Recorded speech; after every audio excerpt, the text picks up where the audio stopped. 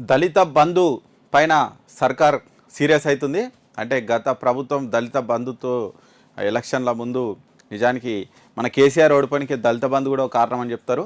దళిత బంధు పేరు మీద ఊరికి ఒకరికి ఇద్దరికి ఇచ్చి మిగతా వాళ్ళందరినీ కూడా దూరం చేసుకున్నారు కేసీఆర్ అని చెప్తుంటారు. సరే, ఆ దళిత బంధు సక్రమంగా అమలు అవుతుందా లేదా అని ప్రస్తుత గవర్నమెంట్ ఇక్కడ దృష్టి పెట్టించిందట. దళిత బంధు దారి మళ్ళితే మేము ఊరుకోబోం, వారంలోగా లబ్ధిదారులకు యూనిట్లు అప్పగించండి.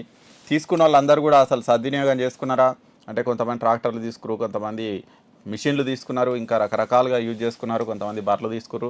మరి ఈ ఆవులు బర్రెలు తీసుకున్నటువంటి ఉన్నాయా లేవా అసలు ఏమైనా మొత్తం కూడా తేల్చాలి. స్పెషల్ ఆఫీసర్ల దగ్గరనే మొత్తం సమాచారం ఉండాలి. ఖచ్చితంగా మేము వాటి లెక్కలు తేలుస్తాం. దళిత బంధులో అవకతవకలు జరిగితే మాత్రం ఊరుకోమని సీరియస్ వార్నింగ్ ఇచ్చిరంట డిప్యూటీ సీఎం మల్లు బట్టి విక్రమార్క. అయితే ఈ గవర్నమెంట్ మాత్రం దళిత బంధును ఇక అమలు చేస్తామా లేదా అనే దాని మీద ఇప్పటి వరకు కూడా ఎలాంటి ప్రకటన చేయలేదు. అది అట్లే ఉంది, బహుశా అమలు చేయకపోవచ్చు. ఎందుకంటే ఇక వీళ్ళు అంటే ఇక్కడ దళిత బంధుకు మన బడ్జెట్లో కూడా అసలు ఎలాంటి ఫండ్స్ ఇవ్వలేదు కాబట్టి ఇక అది అటకెక్కినట్టే. కాకపోతే గత ప్రభుత్వంలో ఎవరికైతే ఆల్రెడీ శాంక్షన్ అయినాయో బ్యాంకుల్లో నిధులు జమయి అంటే వాళ్ళు ఇంకా యూజ్ చేసుకోలేదో వాళ్ళకు వచ్చే అవకాశం అయితే ఉంది. మరి అలాంటి దళిత బంధు అమలు మీద అయితే డిప్యూటీ సీఎం సమీక్ష నిర్వహించారట. దారి మళ్ళిన వారం లోపల దారి మళ్ళిన వాటిని తిరిగి లబ్ధిదారులకు అప్పగించాలి. దుర్వినియోగంలో లబ్ధిదారుని పాత్ర ఎంత ఉందో స్పెషల్ ఆఫీసర్లది కూడా అంతే ఉంది.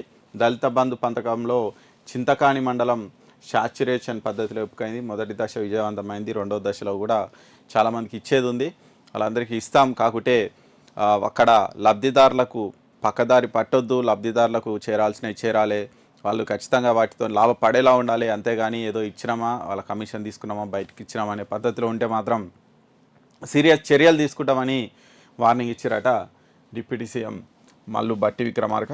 మరి చూడాలి మరి ఎలాంటి చర్యలు తీసుకుంటారో.